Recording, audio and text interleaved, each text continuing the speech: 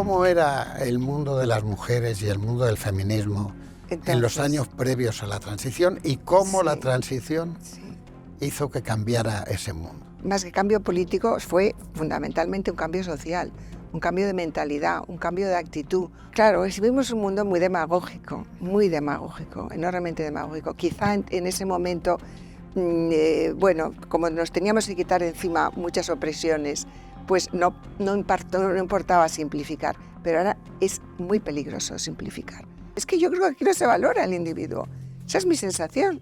No a mí, sino al individuo en general. Creemos que todos son iguales, creemos que todos se manipulan de la misma manera, que todos van a hacer, que no piensan. Si la gente piensa y tiene todo el derecho a pensar y a equivocarse. Sería muy poco realista pensar que esta sociedad esté condenada. Es que no es realista porque el individuo está ahí y necesita hablar.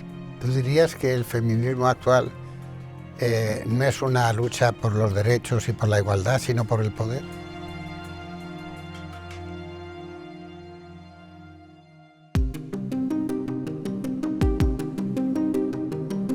Esta semana, en Conversaciones con Cebrián, la protagonista es Soledad Puertolas. La periodista y escritora nació en Zaragoza en 1947. Puertolas obtuvo un máster en Lengua y Literatura Española y Portuguesa por la Universidad de California, donde vivió junto a su familia. Regresaron a España en plena transición, una época en la que ha profundizado mucho en sus novelas, pero también en la guerra civil. Por ello, es una gran defensora de lo que supuso para nuestro país la democracia y la libertad.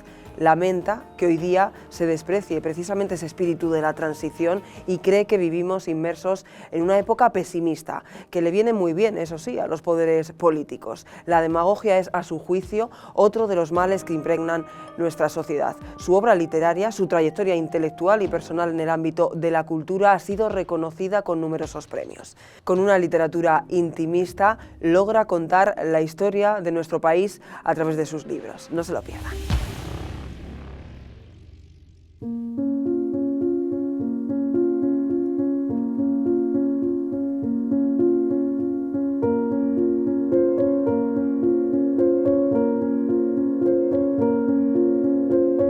Soledad, bienvenida a estas conversaciones. Queremos recordar la etapa de la transición, la llamada transición política a la democracia, pero en mi opinión y en la opinión de muchos, la transición no fue solo un movimiento político, fue un movimiento social y cultural.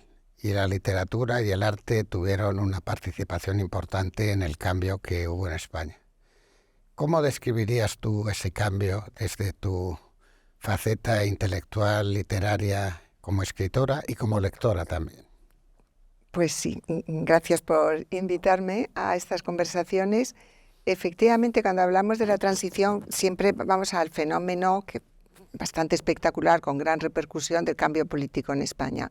Pero más que cambio político, fue fundamentalmente un cambio social, un cambio de mentalidad, un cambio de actitud, un cambio de una sociedad cerrada, gris y muy controlada, y en la cual solamente había que ser de una manera y lo demás estaba prohibido. Entonces, de repente se nos abrieron las ventanas, ¿no? Entonces, eso en literatura fue muy alentador, porque la literatura que se leía entonces era la literatura o bien extranjera, que eran los clásicos, Somerset Maugham y todos, que tenían nuestros padres, Hamsun y William Faulkner. Que estaban en la biblioteca de nuestros padres, o ya lo que se leía era literatura española de actualidad, ¿no?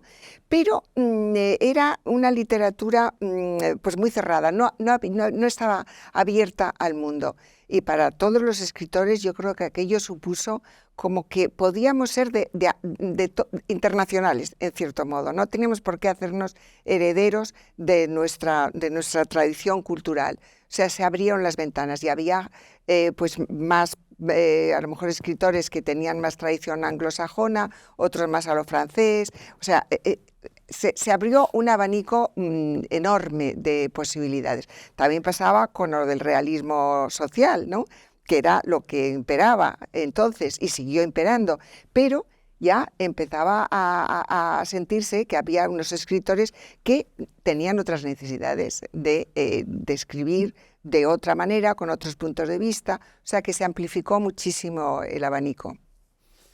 Empezamos hablando de libros y yo me acuerdo haber leído en uno de tus libros, no sé si era en el ensayo aquel por el que recibiste el premio Anagrama, se llamaba Vidas Ocultas, La vida oculta. Una anécdota que me dejó muy impactado, y es que creo que era el duque de Urbino el que no quería tener libros sino incunables cuando se inventó la imprenta. Me dejó impactado porque yo leí ese libro tuyo ya bastante después de que lo publicaras, a principios de este siglo, y tu premio fue del siglo pasado, me parece. Yo creo, ¿no? Que sí, ya no sé a qué siglo pertenece ya. Pero porque me ha recordado esa anécdota a lo que está sucediendo ahora, y es que el gran desorden generado por Internet, la gente ya escribe para Internet y ya lee en Internet, y las bibliotecas están en Kindle, no están en... Sí, verdad.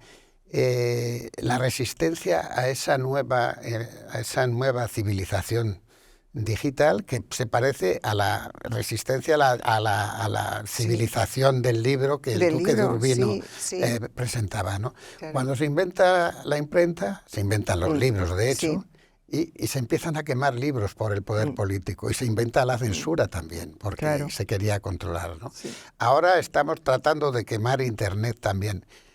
La imprenta generó un gran desorden, las guerras de religión. Se tardaron casi 2 siglos y medio en implantar el orden. Sí. El desorden de Internet es formidable. No vamos a tardar 2 siglos, pero yo quisiera saber, desde el punto de vista de la cultura, de la influencia de las élites literarias y culturales, ¿cómo ves tú la sociedad digital?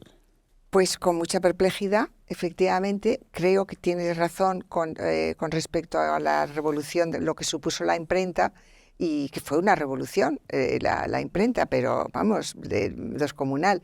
Y ahora estamos en esa etapa, es una etapa nueva, es la era digital.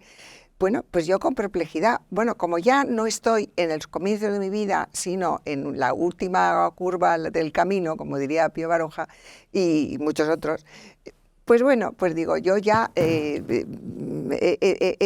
vivido el libro, pero efectivamente esto tendrá que asentarse, pero es un hecho innegable que está Internet, que tiene unos beneficios enormes y sobre todo que ha cambiado la sociedad, y eso lo tenemos que saber.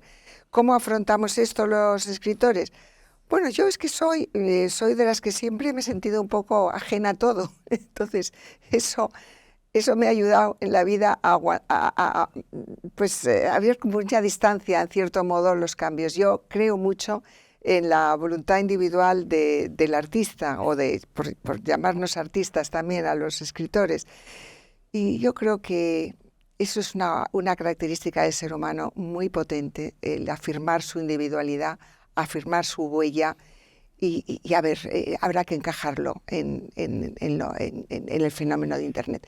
No puede desaparecer porque es parte de nuestra identidad, el dejar nuestra huella. Queremos dejar una huella nuestra, no una huella colectiva, queremos nuestra, y eso es la literatura y eso es el arte en suma.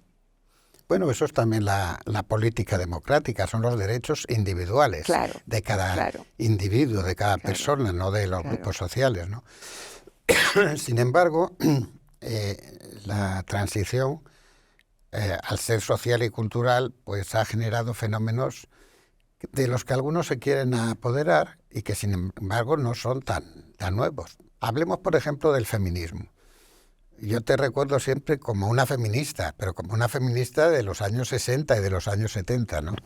Y parece ahora que el feminismo lo ha inventado un partido político y un gobierno concreto, y no que ha sido una evolución muy importante del papel de la mujer en la sociedad, pero que comienza, pues efectivamente, con las primeras sufragistas, etcétera y tal, ¿no?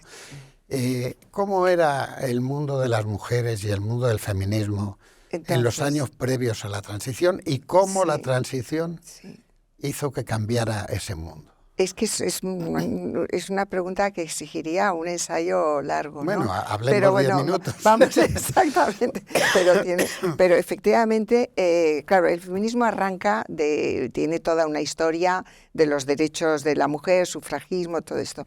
Entonces, en ese momento en España, cuando empieza el cambio político, pues las mujeres sí que hay unos movimientos de decir, bueno, que nosotras también tenemos nuestras reivindicaciones específicas, ¿no? No hay igualdad. En todas las reuniones era todo hombres, los políticos, la mayoría eran los líderes, eran hombres. Entonces, a las mujeres hubo como una conciencia de que había unos problemas específicos de la mujer. Y además que lo veíamos en nuestras familias, ¿no? Los padres eran los que trabajaban siempre, las madres eran las que estaban en casa. Hablo de una clase media pues muy homologada, ¿no? Que era la clase media durante el franquismo. Entonces, y eso no lo queríamos así. Queríamos esa libertad para nosotras, las mujeres, del mismo modo que los hombres podían salir de casa, pues nosotras también, ¿no? No había esa equidad, ¿no? Y yo creo que sí, que hubo una conciencia muy fuerte y que impregnó un poco los movimientos. No llegó a impregnar nunca los grandes movimientos ideológicos, porque la ideología siempre tiende a simplificar las cosas y a ser totalitaria, ¿no? Entonces, pues bueno, ahí estaba el tema de la mujer, salió a flote y estábamos, yo creo que sobre todo con la conciencia de que yo soy yo como persona y como mujer, y yo también quiero tener mi individualidad, no como mujer, no como grupo de mujeres, sino como persona. Yo creo que eso es fundamental. Y quizá ahora... Claro, vivimos un mundo muy demagógico, enormemente demagógico. Quizá en ese momento, bueno, como nos teníamos que quitar encima muchas opresiones, pues no importaba simplificar, pero ahora es muy peligroso simplificar. Ahora ya no vamos a quitarnos de encima unas opresiones como aquellas, ¿no? Ahora es más útil todo y mucho más extendido, con lo cual el momento de la demagogia lo tenemos que superar, porque me parece uno de los graves problemas de nuestro tiempo. ¿Tú dirías que el feminismo actual no es una lucha por los derechos y por la igualdad, sino por el poder? Bueno, es que se ha instrumentalizado como todo, vamos, toda reivindicación puede llegar a ser efectivamente una excusa para mantener el poder. Y yo creo que estamos en esa tendencia, ¿no? Bueno, no creo que siempre, y no creo que el feminismo podamos generalizar de esa manera, ¿no? Pero el lenguaje político no es el lenguaje social de la calle, y entonces ahí hay una separación que efectivamente hoy día todo se utiliza para el poder. Es que este es el peligro de esta sociedad, o digamos el riesgo y lo que nos preocupa, yo creo que a muchos, de que es una sociedad que tiene que matizar mucho más, tiene que matizar las cosas, tiene que explicarlas. Nos estamos encerrando en categorías muy rígidas, muy poco flexibles. No es esto la democracia y la libertad que hubiéramos querido y que soñábamos en los tiempos del franquismo. Nos hemos quitado el caparazón de la dictadura, pero ojo que ahora hay otras clases de dictadura. Es la demagogia, es dictaduras encubiertas, pero hay que afinar mucho más. Nos ha tocado en este momento, un momento que no es tan claro de categorías. La lucha antes, en medio de todo, estaba clara. Yo creo que todos fuimos, digamos, de izquierdas en ese momento de nuestra juventud, y ahora ya las cosas han cambiado. La lucha hay que profundizar mucho para saber qué es lo que queremos. Se han derribado muchas barreras que antes obstaculizaban mucho la visión. Ahora la visión casi es demasiado amplia y tenemos que empezar a pensar en qué situación estamos, ¿no? No es tanto aquello de izquierdas y derechas como a ver qué sociedad estamos planteando, ¿no? Hay una preocupación en general en Europa y en los países llamados occidentales por la crisis de la democracia, el aumento de los partidos de extrema derecha en toda Europa. Sí.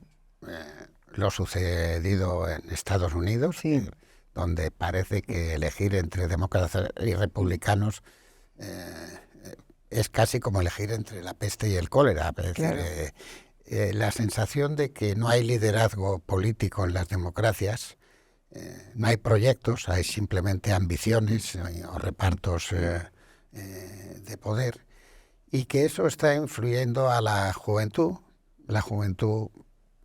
actual, que yo conozco por mis nietos, está mucho mejor preparada, habla idiomas, ha viajado, es mucho más universal. Son estupendos, son estupendos los nietos. Y sin embargo tienen dificultades de empleo que nuestra generación no tuvo. Tienen dificultades para encontrar vivienda que nuestra generación no tuvo.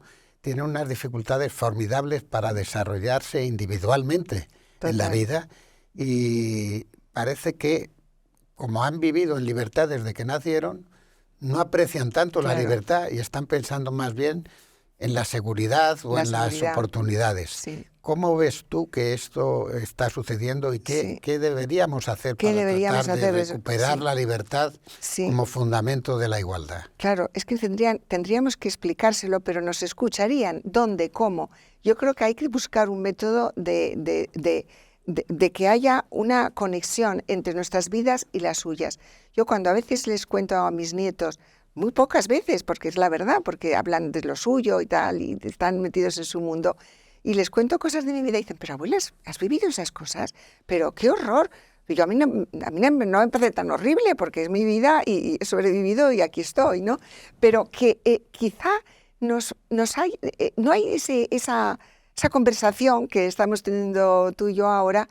Quizá es lo que ha fallado la conversación. No tenemos conversación. Ha habido una simplificación de todo. El mundo se ha hecho, pues eso, muy habitable, y ha promocionado y ha hecho desarrollar estos jóvenes estupendos con tantas habilidades, pero luego la sociedad que ofrece tampoco es muy atractiva y no ofrece algo positivo en lo que desarrollarse. Entonces, pues no sé, es que hemos fallado en muchas cosas, se ha fallado. Ha ido por unos derroteros la sociedad, que estamos todos un poco sin saber muy bien qué hacer. Quizá tengamos que hablarlo, el fomentar estas conversaciones. La verdad, no tengo la solución, como comprenderás, pero yo creo que no podemos ceder al pesimismo, porque si nos cancelamos, como dicen la palabra cancelación, que ahora que desapareces del mundo, si nos cancelamos a nosotros mismos, estamos facilitando la tarea hacia la nada, hacia una sociedad muy basada en unos tecnicismos y luchas de poder, que eso es lo que a veces nos da la sensación. Pero no podemos darnos por vencidos, ¿no? El ser humano no puede darse por vencido, o sea que tenemos que buscar vías. Quizás no sean vías claras, pero habrá que buscarlas. Bueno, yo desde luego no me voy a cancelar, porque ya hay suficiente gente que nos quiere cancelar a los demás, ¿no? Sí. Pessoa es uno de tus autores y además tú estudiaste portugués y literatura portuguesa. Y hay una frase de Pessoa que a mí siempre me ha impresionado, que dice: solo hay un placer mejor que el de odiar, y es el de ser odiado. Este es un placer que ahora disfrutan muchísimos intelectuales, escritores, líderes políticos, sociales, etcétera y tal, en nuestro país, ¿no? Por esto que se llama de la política de la cancelación o del odio, ¿no? Pero mi preocupación es que nosotros pertenecemos a mayo del 68. A ti te dieron un premio, el premio Sésamo, en el 69 o por ahí, ¿no? No, 60, más tarde. O 70, pero vamos. Sí, pero que es verdad, recogemos ese espíritu. Es esa. Sí. Y el eslogan de mayo del 68 era prohibido prohibir. Sí. Bueno. Sí. Y ahora parece que el eslogan de la nueva izquierda también incluso es prohibido permitir. Sí. Aquí te prohíben no ya solo fumar, o sea, te prohíben incluso hasta ver porno, y tienes que sacarte un carnet para ver porno en la red. Es decir, estamos completamente identificados por las redes sociales, etcétera y tal, ¿no? y la sensación esa de que efectivamente estamos dejando sectores de nuestra libertad personal, de nuestras ambiciones, etcétera, personales, en nombre de la regulación, en nombre del establecimiento de normas muchas veces ideológicas de los gobiernos. ¿Tú sientes eso? Yo siento que ahora tenemos menos libertad que, no hay que chistes, cuando, no hay chistes, que por cuando ejemplo. la deseábamos. Hay muy pocos chistes en esta etapa de la vida. No hay chistes, ¿no? No hay chistes, no hay sentido del humor a la hora. No podemos permitirnos un poco el distanciamiento que permite el humor, que el humor siempre ha sido un elemento, una salida esencial, ¿no? Es verdad que no hay, es que no se permite disentir. No se permite disentir. Y cuando disienten los políticos lo que hacen es insultar en vez de disentir. Y clasificarte. O sea, yo creo que ha imperado, que eso es lo que me parece que esta sociedad, que nos hemos quitado encima muchas cosas a lo largo de nuestra vida, pero hemos abocado a una sociedad que resulta que no hay matices, porque el chiste es el matiz, el chiste o la gracia es un poco relativizar las cosas. Estamos abocados a un pensamiento muy único, que eso es un poco lo que decían de Estados Unidos, o una cosa u otra. Eso es ser único. Si hay uno y dos, es que hay uno. O sea, es que el dos sale del uno, ¿no? Entonces no puede ser. Es que tenemos que reivindicar, pues, ese relativismo, que no es el relativismo de no hacer nada, ¿no? De decir, pero oye, vamos a ver de qué estamos hablando, qué quiere decir prohibir. ¿Qué quiere decir? Bueno, es evidente que tenemos que tener unos sitios para aparcar el coche y si no te ponen una multa, pero vamos a ver hasta dónde podemos nuestra vida ser regulada para no molestar a los demás. Eso es evidente. Yo creo que si uno tiene el derecho de no fumar de no aspirar tu humo, pues tendrás que no fumar. Yo eso lo entiendo. O dejar un coche donde hay para un paso peatones, pues no puedes dejar un coche. Pero estamos ilegalizando el tabaco y legalizando la marihuana, lo cual es verdaderamente notable. ¿No? Por eso, es que no hay coherencia ninguna. ¿Por qué? Porque no hay, todo es igual. Todo es igual, o cero o el infinito. O sea, que es que no hay. Entonces, ¿qué ha pasado? ¿Por qué? Porque yo creo que no hemos sabido, o hemos sido nosotros también un poco simplistas, quizá. Había que pensar un poco. Hombre, yo como literata, por así decirlo, no me considero simplista, porque claro, la literatura es todo menos eso, es la afirmación de las matices de uno mismo, ¿no? Pero quizá hemos sido poco literatos, ¿no? Había que reivindicar los matices de la literatura y los matices de una sociedad más creativa y que valore más al individuo. Es que yo creo que aquí no se valora al individuo. Esa es mi sensación. No a mí, sino al individuo en general. Creemos que todos son iguales, creemos que todos se manipulan de la misma manera, que todos van a hacer... que no piensan. Si la gente piensa y tiene todo el derecho a pensar y a equivocarse, ¿no? Creo que hemos abocado en esto. Es una contradicción porque a la vez todo el mundo se puede expresar en Internet. ¿Cómo vamos a hacer esa contradicción sin embargo, con algo que no se permite como tener unos discursos más matizados, porque tienes miedo que digas, bueno, tú ya estás en la fachosfera o tú eres, en fin, estás defendiendo cosas que son indefendibles? No, vamos a pensar un poco. Concedámonos como mayor libertad de expresar y sobre todo de relacionarnos con los otros. Neguémonos a los dictámenes tajantes, ¿no? No sé cómo se hace, pero en fin, en la medida de lo posible y de lo individual, creo que hay que hacerlo. Pues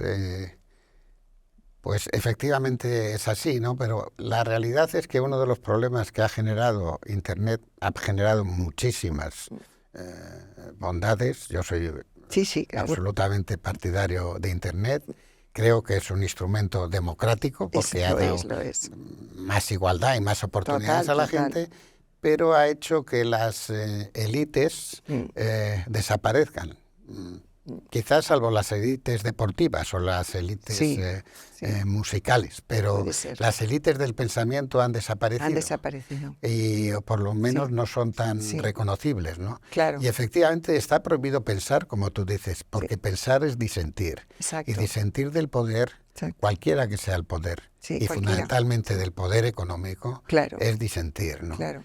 Hay un poder económico muy importante, que es el de las editoriales, y que lo conocemos bien los escritores, ¿no?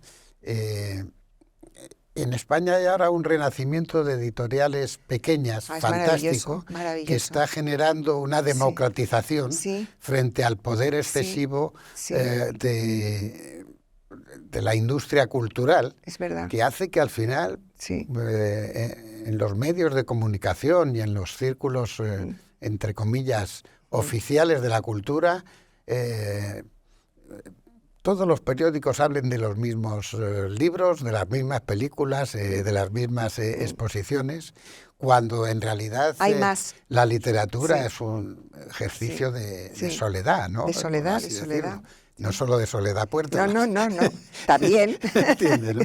Y una cosa que existía, y que existía todavía en los años del posfranquismo, por así decirlo, eran las tertulias literarias, las famosas del Café Pombo, pero las del Café Gijón o las de las Cuevas de Sésamo, precisamente en nuestra generación, que eran muy admiradas y muy deseadas, por ejemplo, cuando éramos estudiantes en la universidad, si éramos capaces de ir al Gijón, de asistir o de ver o de estar en una mesa. Eso parece que se ha diluido o que se ha multiplicado, pero en el sentido peyorativo, en el sentido que no se sabe de verdad cuáles son las corrientes fundamentales del pensamiento crítico, ¿no? Claro. Y este problema de la democracia ya lo advirtió Tocqueville, de que la ley de la mayoría es fundamental en la democracia, sobre todo por la ley de la igualdad, pero el respeto a las minorías y a las minorías disidentes es tan importante como la decisión de las mayorías. Totalmente. Ahora, claro, ¿quién les da voz a estas minorías disidentes? ¿Quién les da voz? Entonces, estas tertulias a las cuales yo también, como tú decías, esto debe ser maravilloso, ir a una tertulia de esas. Luego al final fui y la verdad, bueno, con el Café León con Ferlosio, que entonces era una especie de reverencia que existía, venía Ferlosio y todos nos quedábamos enmudecidos. Y él hablaba muy bien, la verdad, contaba unas anécdotas sobre el desierto. El desierto siempre era un tema que a Ferlosio le interesaba muchísimo. Y bueno, pues eran remansos, a la vez te daban un poco de miedo de decir torpezas, pero bueno, lo ibas venciendo ese miedo. Y yo creo que está bien vencer ese miedo de la tertulia, que el primer día no hablas, que luego vuelves a hablar, y luego ves que hay que hablar y que tienes que expresarte. Y al final, tu opinión, bueno, es una opinión a lo mejor equivocada, pero que está ahí, existe y debe ser sopesada. ¿Por qué no? Tampoco tú dedicas un tiempo a esto, al pensamiento, no tienes por qué no valorar tu propia opinión, ¿no? Yo creo que esa función que tenían las tertulias y que yo no sé, hoy día yo no sé si esto sigue existiendo, pero existirá porque me parece que no puede desaparecer. Bueno, estoy pensando un poco en la academia, que de cierto modo es una tertulia también, ¿no? También se consigue ese ambiente, ¿no? Entonces, deberíamos un poco que revalorizar, ¿no? Revalorizar nuestras propias opiniones a través, pues no sé, ¿de qué? De unos foros, de algo, una red de algo, no sé qué. Pero desde luego no podemos pensar, porque además creo que sería muy poco realista pensar que esta sociedad esté condenada. Es que no es realista, porque el individuo está ahí y necesita hablar, Es como cuando los cuentos infantiles, los niños, tú has visto los nietos y las nietas, cómo les gustan los cuentos. ¿Qué pasa? Que luego no les gusta. ¿Qué pasa? ¿Por qué hay este corte? Si el ser humano quiere cuentos, si el ser humano quiere reflexionar y pensar, no solamente reflexionar, imaginar otros mundos, ¿qué pasa con eso? ¿Qué pasa con esas potencialidades, no? Si están ahí, pues vamos a a tratar de encajarlas, ¿no?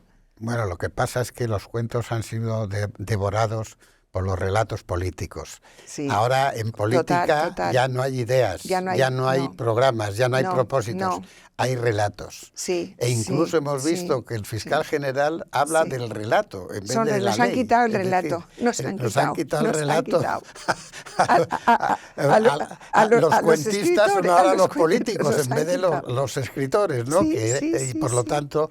nos han quitado el relato. Pero yo sobre este punto te quería preguntar, primero porque tú eres autora de una literatura fundamentalmente intimista y llegas a lo social desde la individualidad intimista. Para los que estén viendo esto y no te hayan leído, yo les recomiendo que te lean fundamentalmente por una cosa, porque todas tus novelas son novelas de amor, en definitiva. No lo sé. Todas las novelas del mundo son novelas de amor. Puede ser. Es decir, si no son novelas de amor, son novelas, son otra historia, ¿no? Pero te quería preguntar, tanto que hablas del individuo y que lo habrás sentido muchas veces, ¿cuál es el sentimiento individual respecto a la soledad? ¿Qué sentimientos tiene un escritor? Yo siempre he pensado que era la soledad y la diferencia, ¿no? Pero la soledad ante la página en blanco, ante no saber qué decir de un cuento que vas a escribir. Pues fíjate, te voy a decir que yo no tengo el pánico de la página en blanco. Digo, ya escribiré. O sea, yo la soledad me parece tremenda y es que es un precio que pagas. Es un precio, no tienes otro remedio que pagarlo, porque claro, es que estás solo escribiendo. O sea, si escribes estás solo. A la vez es la manera de vincularte verdaderamente con los demás. Pero a mí ya se me ocurrirá algo. O sea, no tengo ese pánico. Fíjate que es curioso, porque me lo han preguntado más de una vez lo de la página en blanco. No, bueno, pues mejor que esté en blanco y que no esté emborronada para que yo pueda escribir. O sea, que a mí me parece una oportunidad el tener, y si no es hoy, será mañana. O sea, a mí lo que me importaría, lo que de verdad me preocuparía es, bueno, si ya no quiero escribir, pues ya dejaré de escribir. Lo que me preocuparía es no ser capaz, que es mi reto, de las inquietudes que me causa esta sociedad, a mí como individuo, no ser capaz de expresarlas. Y como ese es un reto que es al que me enfrento todos los días en cada novela que me propongo hacer, ¿qué hace una persona como yo en un mundo como este? Eso está sin resolver. Entonces, la página en blanco no me importa porque sé que esta pregunta me la voy a hacer siempre, me parece a mí, y el día que me la deje de hacer moriré, ¿no? Y esa soledad ante una sociedad que está cambiando y que no está cambiando para mejor, como decías, ¿cómo te influye? Pues tremendo. Tienes que luchar también contra un pesimismo que nos cerca. Es que uno de los grandes peligros en este momento es el pesimismo. Yo creo que es como una enfermedad. Es cuando la depresión es uno de los síntomas o no de las causas, ¿no? de suicidios de adolescentes. Eso es tremendo. O sea, que vamos, es que no me quisiera poner tremendista, pero creo que el pesimismo puede ser muy interesante para algunos, porque yo creo que los poderes políticos es posible que prefieran que estemos todos deprimidos y hacen todo lo que les da la gana. No, pues es que no podemos permitir que nos depriman. Tenemos que luchar contra el pesimismo, pero es como un virus, ¿eh? Es peor que el coronavirus, mucho peor. El coronavirus, mira, se solucionó, al parecer, quedándonos todos en casa, cosa que, en fin, también fue bastante fuerte. Pero claro, ¿cómo se soluciona el pesimismo? Pues acallando el pensamiento. No, no podemos perder eso, ¿no? Yo tengo la sensación de que, hablo de España en este momento ahora, ¿no? De que España no se ha vencido al pesimismo. Tengo la sensación de que estamos viviendo una etapa muy parecida a la previa a la transición y que por lo tanto va a haber aquí otra transición cultural, económica, política, etcétera y tal, porque hay una nueva civilización, que es la civilización digital, ¿no? Pero tengo la sensación de aquello que decíamos en el tardofranquismo, de la España oficial y la España real, que era, bueno, ya que Franco se va a morir, pues que hagan lo que quieran, que nosotros haremos lo que nos dé la gana, ¿no? Y yo tengo esa sensación ahora, ¿no? Que por un lado está un gobierno que pretende ser el más progresista del mundo y se alía con nacionalistas, xenófobos e irredentos. Total. Hay que recordar que el Partido Nacionalista Vasco negoció con Hitler durante la Guerra Mundial para ver si Hitler les ayudaba a separarse de España, ¿no? Es decir, ¿cómo se puede decir que eres progresista con un partido como Junts per Catalunya, ¿no? Es una cosa que es un partido xenófobo directamente y supremacista, ¿no?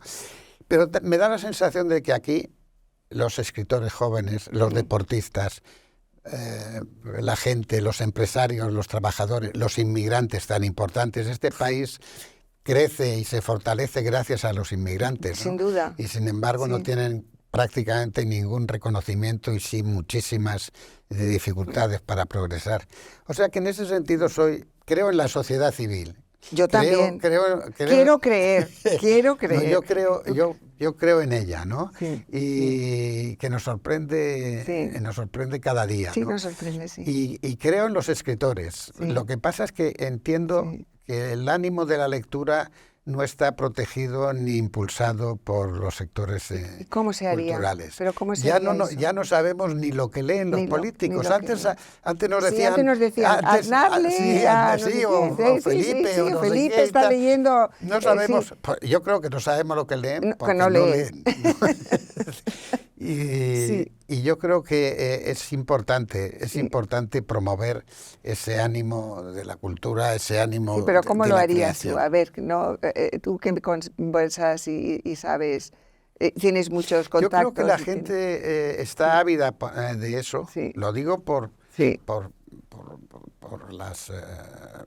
la gente que accede a mí y que trata de plantearme estas cuestiones. O sea, yo creo que el problema que hay es que la política está pensando en el poder antes que en la sociedad. ¿no? Sí. Y esto es un problema no solo de España, es un problema que desgraciadamente está creciendo. Mundial. ¿no? Pero para mí el tema de la libertad, has hablado mucho del individualismo. Sí, del individuo. Y del individuo. No, y del individualismo. Incluso del individualismo. Y sin embargo, cada vez estamos viendo sociedades más obedientes, ¿no? Sí, total. Y obedientes incluso frente a situaciones terribles como las de las guerras. Total. Es decir, y además sin ningún tipo de reacción. Parece que una vez que nos dejan votar, ya está resuelto todo el problema de la acción política. Sí, es el único momento que intervenimos, sí. Y ahí es donde yo creo que los escritores tenemos una obligación. Yo creo que una obligación, pero que es la de disentir. Ocurre. Yo también lo creo, que es que pensar, como lo has dicho antes, es disentir. Que tenemos que pensar, matizar y afirmar que somos todos distintos, porque eso es importantísimo, porque nos tratan como si fuéramos todos iguales, de mentalidad, y esa es la manipulación, el peligro de la manipulación, es considerar que la igualdad en vez de ser un bien, es un mal. Pues mira, no puede ser, era un bien, porque se ha convertido en un mal, ¿no? Es que falta eso. Ahora, lo que no sabemos, y veo que tú tampoco lo sabes, es cómo organizar eso. Yo no soy política. Yo soy político. Yo tampoco soy político en activo. Sí, pero tú eres más político. Me he dedicado a la política desde el periodismo, ¿no? Sí. Pero yo sí creo que hay que darles a las nuevas generaciones algún impulso que les permita huir del pesimismo. Total. Y tienen razones para el pesimismo por las dificultades que encuentran, ¿no? Sí. Y tienen razones para el desasosiego, ¿no? Sí. Es decir, antes nos casábamos al principio cuando teníamos a los 21 años. 22 años. A los 21 años. A los 21 me casé yo también, a los ¿no? 21. Y eso además me ha dado tiempo para casarme varias veces. A mí yo sigo igual, ¿eh? Yo sigo igualmente casada. Pero cuando ves las dificultades que tienen los jóvenes, a mí eso me produce estragos, porque son dificultades que se han generado en el desarrollo y en la libertad. Exactamente, de lo que estamos haciendo, de nuestra lucha o nuestra vida. Lo hemos visto. ¿Y qué pasa con estos jóvenes? Que encima, para colmo, están desinteresados. Desinteresados en el futuro aunque están preocupados, porque el cambio climático les preocupa mucho, Les preocupa la ecología, que esto es una novedad. Entonces, hay una preocupación que no saben cómo encauzar. Yo, desde luego, desde mis novelas y de mi posición, la que tenga en la sociedad, pues haré lo que pueda, pero los políticos, ¿no? Quizá los políticos deberíamos de ponerlos un poco contra las cuerdas, ¿no? Algo tendríamos que hacer con ellos, ¿no? Sí, pero nos están poniendo contra las cuerdas ellos. a nosotros. Eso es verdad. Lo que sí quisiera, para terminar esta conversación, es hacer alguna referencia a un movimiento literario que en mi caso transformó mi vida y yo creo que transformó la vida de muchísimos lectores. Hablo, en mi caso, como lector, que es el boom latinoamericano. O sea, García Márquez, Carlos Fuentes, Cortázar, tuvieron en nuestra generación una influencia formidable de creatividad, de solidaridad, de lucha por la libertad y por la democracia. Realmente son escritores españoles, no argentinos, ni mexicanos, ni colombianos, ¿no? Desde luego. Y eso noto yo que se ha perdido. Tú que te has dedicado a Iberoamérica y a la cultura iberoamericana, ¿cómo ves lo que está sucediendo? Pues veo que ha pasado como con todo, ¿no? Como con todo se ha diluido, ¿no? Todo se ha diluido, pero ese momento que fue como una inyección de vida en la literatura española, ¿no? Que estábamos, como pienso yo aquí en la España de Franco, estábamos muy cerrados a corrientes nuevas. Incluso a Latinoamérica estaba allí, pero no había venido. Entonces irrumpió, pues en el 68. Yo recuerdo que cuando me casé en el 68, me fui con la novela leyéndola a todos mis viajes, iba de la mano de García Márquez. Y fue como un descubrimiento de que en nuestra lengua se estaba escribiendo pues mundos distintos, mundos completamente distintos. ¿Qué ha pasado ahora? Pues que primero que no se lee tanto, que hemos perdido esto de la lectura, pues por muchas razones que también nos llevarían a otro tipo de coloquio, ¿no? Pero es que todo se ha diluido, no ha interesado, pero hay que reivindicarlo, hay que reivindicar eso y todas las aportaciones de cada uno de los escritores. ¿Se lee hoy día a Baroja? Pues no. ¿A quién se lee hoy? Es que tendríamos que hacer una encuesta sobre las lecturas, que sería muy importante. El programa de la enseñanza en la literatura, lo que es la literatura, cómo se da, creo que es una materia de reflexión que a todos los escritores nos deberíamos también de ponernos un poco en activo para que la literatura estuviera presente de una manera viva y lo que es la literatura no, esto como sabemos, disuasoria. Bueno, yo creo que finalmente la literatura nos es salvará. La literatura es vida. La literatura es vida. La literatura está siempre viva. Sí. Y una de las cosas que yo he hecho a faltar es una complicidad mayor por parte de nuestros líderes políticos, a la izquierda y a la derecha. Totalmente. Pues, con la literatura y con la cultura. La utilizan, la cultura. Sí, pero no la valoran. Pero no la valoran. No la conocen. No la conocen. Y además no participan de ella, salvo que les dé votos, o salvo que les sirva les vendría muy bien, como un apéndice de su actividad, ¿no? Soledad, muchas gracias. Muchas gracias a ti. Me encanta tu optimismo. No sé. Para terminar, solo quisiera decir, ¿cómo siendo tan optimista eres tan admiradora de Pessoa, al que citas constantemente, que acabó su vida y su vida literaria con un libro que se llamaba El libro del desasosiego? Claro, porque es que el optimismo que te parezca optimista me parece maravilloso, porque creo que nace del desasosiego. Entonces, la voluntad de no sucumbir a eso. Pero si no conoces el desasosiego, si no conoces el pesimismo, no puedes tener la voluntad de superarla.